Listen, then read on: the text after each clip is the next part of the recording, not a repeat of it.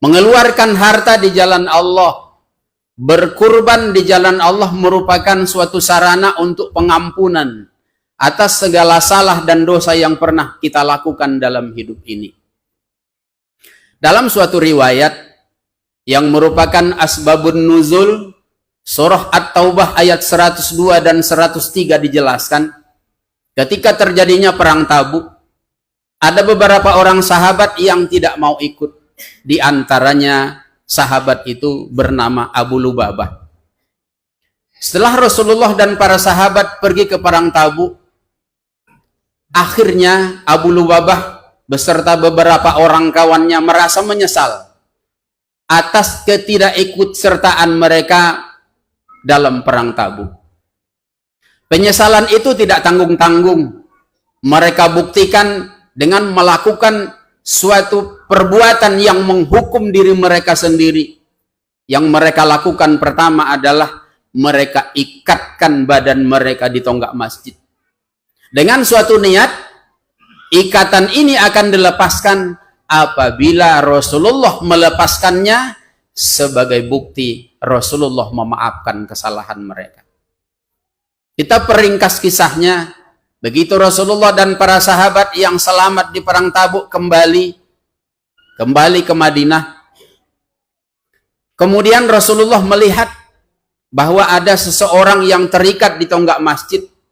Maka Rasulullah bertanya, siapa orang tersebut?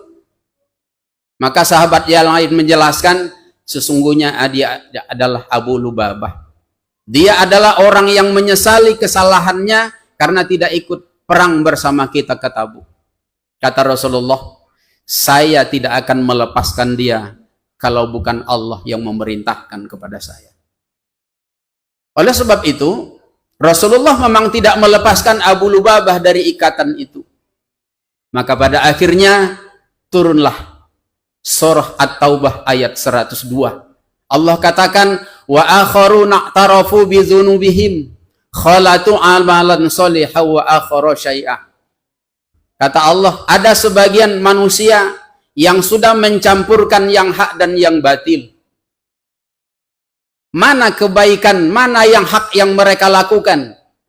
Mereka beriman, bersyahadah, disaksikan oleh Rasulullah sallallahu alaihi wasallam, dan kemudian mereka mengikuti perintah, meninggalkan larangan yang lain yang disampaikan oleh Allah melalui lisan Rasulullah. Tetapi ada yang mereka tidak lakukan ketika diperintah untuk melaksanakan perang Tabuk, mereka tidak ikut melakukan itu. Berarti mereka sudah mencampurkan yang hak dan yang batil. Oleh sebab itu, begitu turun ayat tersebut, barulah Rasulullah melepaskan ikatan Abu Lubabah dari tonggak masjid tersebut.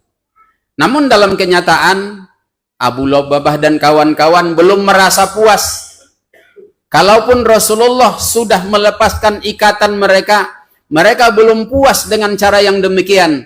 Maka mereka mengeluarkan harta yang ada pada mereka itu diserahkan kepada Rasulullah.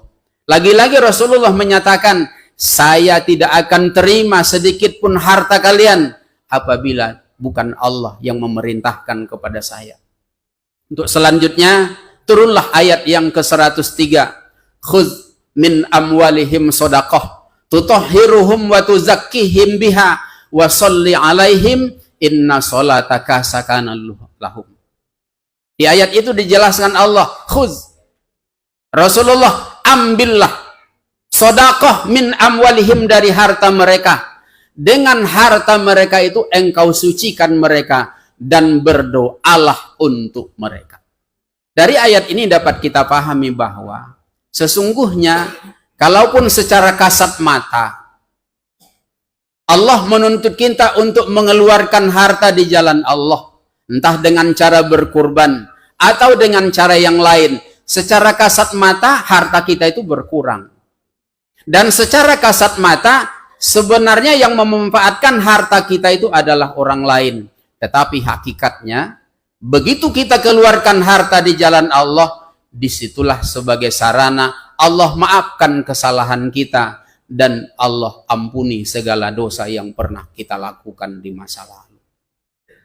Oleh sebab itu saudaraku seiman, kalau memang kita semua mengaku bahwa kita orang yang punya salah, jika memang kita sadar bahwa kita orang-orang yang punya dosa, sementara kita tidak sanggup untuk menerima azab dari Allah Subhanahu wa Ta'ala, sesungguhnya yang lebih layak untuk menghukum diri kita sendiri itu adalah kita. Tidak seperti Abu Lubabah, hanya satu kesalahan yang ia lakukan, ia hukum dirinya dengan mengikatkan badan di tiang masjid, ia keluarkan seluruh hartanya untuk mendapat ampunan dari Allah Subhanahu wa Ta'ala. Kita hampir setiap hari barangkali kesalahan kita lakukan. Hampir setiap hari kita tambah stok maksiat yang kita lakukan. Kita tambah dosa-dosa kita. Tapi sudah sebanyak apa usaha kita untuk mendapatkan ampunan tersebut? Tidak sedikit jumlahnya orang yang ber-KTP Islam sengaja meninggalkan sholat.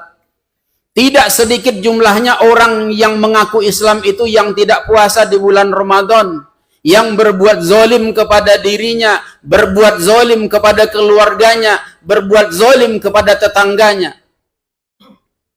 Tetapi jika dibandingkan, usahanya untuk mendapatkan ampunan itu sangat sedikit. Menghadiri kajian malas. Padahal Rasulullah sudah mengingatkan, siapa yang menempuh jalan menuntut ilmu, salah satunya hadir di majelis ilmu, kata Rasulullah, sahalallahu bihi tariqan ilal jannah, akan dimudahkan Allah baginya jalan menuju surga. Tetapi semangat untuk menuntut ilmu sangat lemah, sangat rendah. Bahkan terkadang terlalu panjang bacaan imam waktu sholat, sudah gelisah. Terlalu panjang khatib menyampaikan khutbah, sudah gelisah. Sementara di saat kita menonton YouTube yang tidak bernilai ibadah, di saat membuka Facebook yang bernilai maksiat, berjam-jam tahan kita duduk, tahan kita gunakan mata kita untuk melihat hal tersebut, padahal mata diberikan Allah untuk beribadah, kekuatan diberikan Allah bukan untuk maksiat. Maka ingat saudaraku, suatu waktu kata Allah, kullu ulaika kana anhu mas'ula, masing-masing kita akan diminta Allah pertanggungjawaban untuk apa nikmat yang diberikan oleh Allah kepada kita, kita gunakan dalam hidup ini. Oleh sebab itu saudaraku seiman, supaya lebih bersemangat kita untuk menjalani kehidupan di jalan Allah, ingat, kita semua orang yang sudah ikrarkan syahadatain. Syahadatan yang kita ikrarkan adalah suatu momen di saat kita melakukan transaksi kepada Allah. Karena di surah At-Taubah ayat 111 dikatakan Allah, innallaha ashtara minal mu'minina anfusahum wa amwalahum bi anna lahumul jannah. Maknanya, kalau memang kita ingin masuk surga, kita harus berani jual diri, jual harta kepada Allah. Maka transaksinya adalah syahadatain. Maka kalau kita betul-betul serius ikrarkan syahadatain, di saat itu harta kita sudah bukan milik kita. Jiwa kita juga bukan milik kita. Karena itu, maka ketika suatu waktu Allah minta diri kita untuk dikorbankan di jalan Allah, korbankanlah. Jika suatu waktu minta dari Allah supaya harta kita dikorbankan, korbankanlah. Karena sesungguhnya mengorbankan diri dan harta itu sebagai sarana untuk mendapatkan ampunan, agar di akhirat nanti Allah izinkan kita masuk ke dalam surganya. Allahu Akbar, Allahu Akbar walillahil